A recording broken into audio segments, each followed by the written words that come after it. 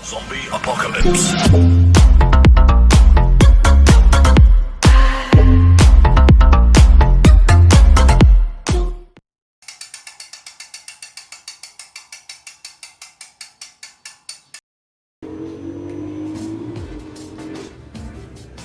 Kumusta guys? So yan, kung makikita nyo, meron tayong crank na Shimano Tiagra. Yung mga unang modelo yan. Hindi ko alam guys kung anong year model lumabas ang mga yan. Square taper.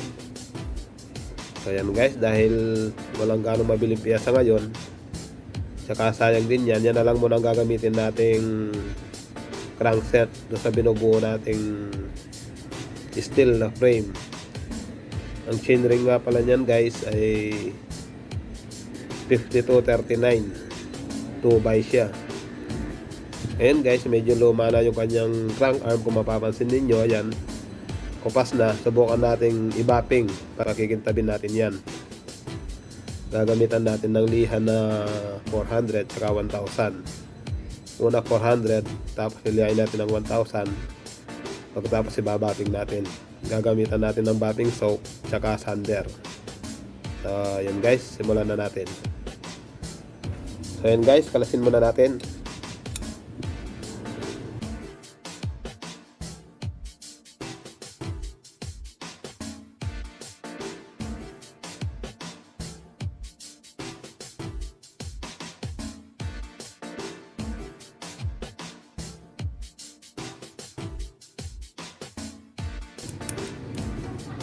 Ayan guys, naluwagan ko ng mga to.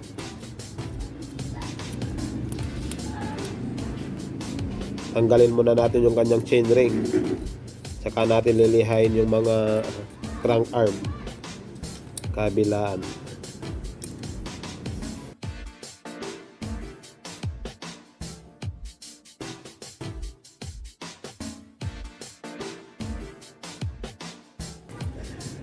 Ayan guys, ito yung kanyang chain ring na 3090.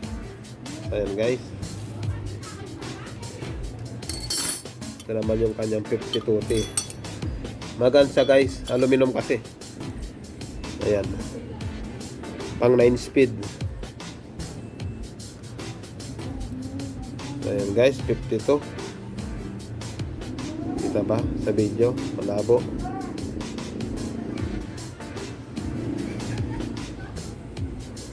And guys, simulan na natin. Lihain muna natin tong kanyang crank arm. May nakalagay dito na Shimano Japan.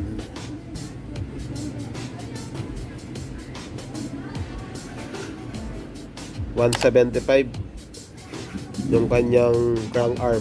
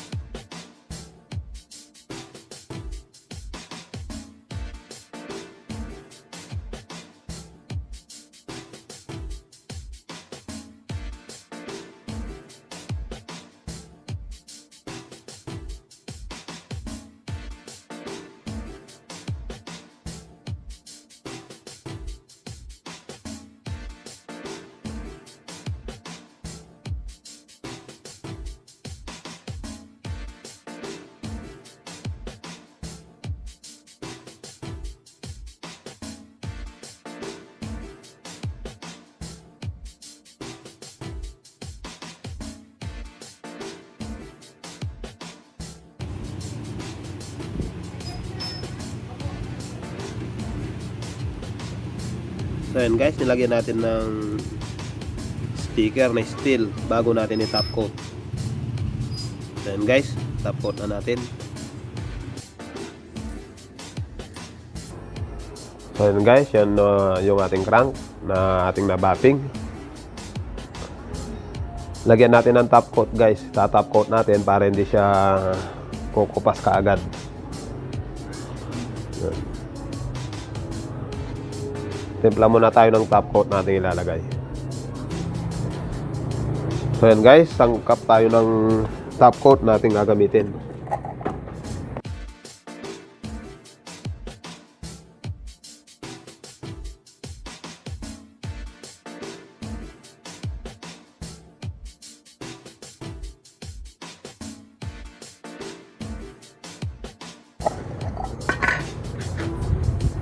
Lagyan natin ng glitters guys para makabagay doon sa ating frame na steel.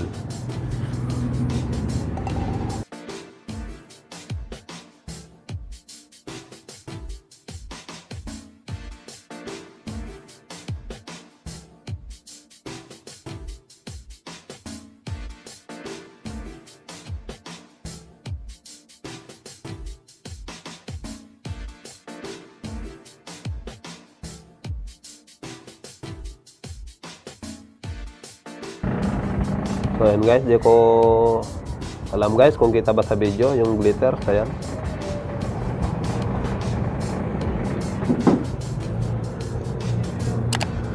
Top coat na natin guys.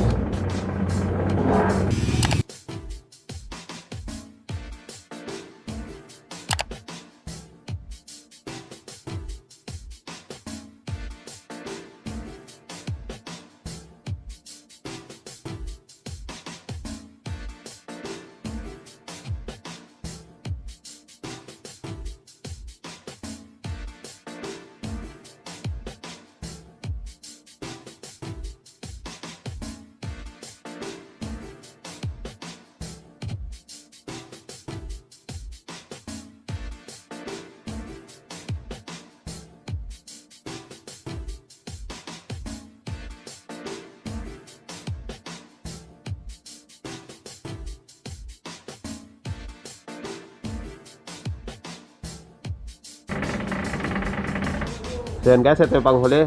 Pangatlo, patungan pa natin.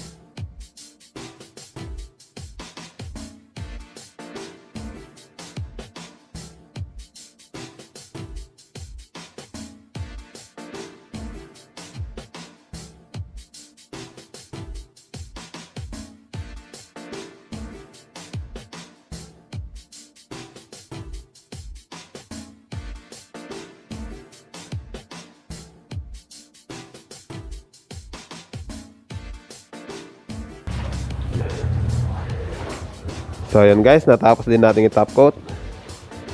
Tutukan natin guys. Di ko sigurado kung kita ba yung mga glitters na inilagay natin para magandang tignan. Nakabagay doon sa steel frame na paglalagyan natin. Siya nga pala guys, ang crank na to Tiagra to, na yung mga sinauna pa, old model. Ito na lang ang ilalagay nating crankset.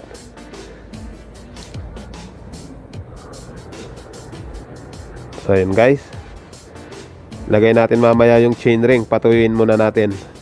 Pag natuyo na, ilalagay ko yung chainring. Papakita ko kung anong pagkakaiba bago natin siya binapping, tsaka nga yung nabapping na siya, kung ano nga bang pagkakaiba nila. So ayan guys, natapos din nating top coat o pinturahan ng clear itong ating crankset. Ayan yung kanyang crank arm. Ayan. Meron siyang mga glitters guys, ewan ko lang kung kita sa video. Ito naman yung kabila. Yan guys.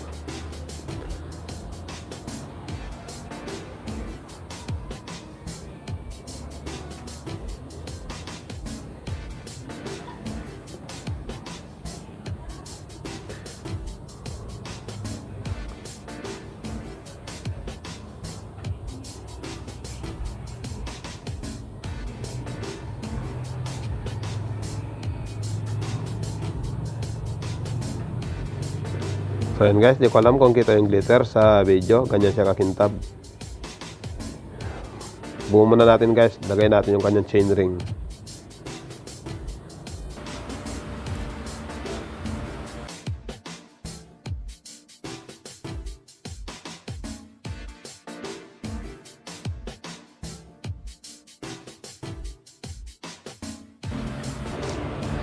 So yan guys, tanggalin muna natin tong mga tape.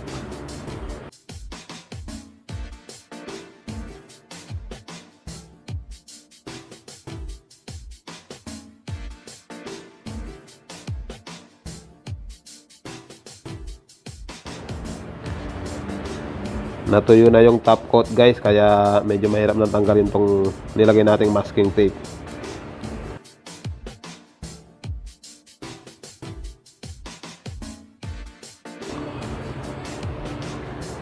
So yan guys, natanggal na natin yung kanyang masking tape. Lagay natin yung kanyang chain ring.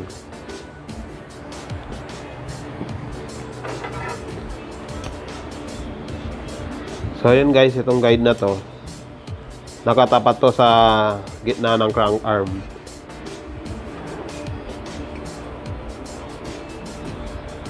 Yun guys, ganyan yung itsura nya. Tapos ito naman guys, ito kung mapapansin nyo, yan, tignan natin. Yun guys, kung mapapansin nyo, may gatla rin siya rito. Katapat nung pinakita ko kanina, nakalagay din sa may crank arm. Lagay natin. Yan guys, lagay natin. Ganito yung forma niya guys. Yan. Kalasin muna natin yung mga chainring bolt para may lagay natin.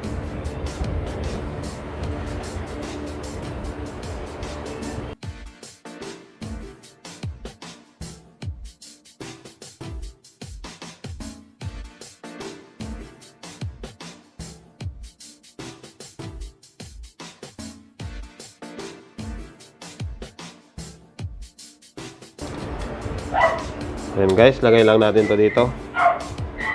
Ayan. Oops, baligtad. Sa kabila pala to. Ayan guys, lagay natin dito.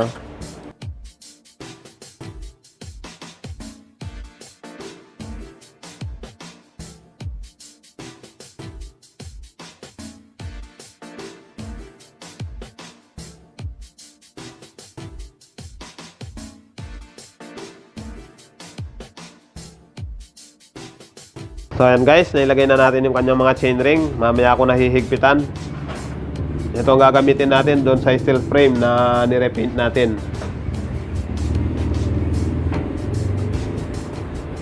Kung nagustuhan nyo itong video na to guys, paki-like na lang, paki-subscribe na lang kung di pa kayo nakasubscribe. Paki-pindot na rin yung notification bell para updated kayo sa mga susunod pa nating video. Hanggang dito na lang guys. Maraming salamat sa inyong panonood.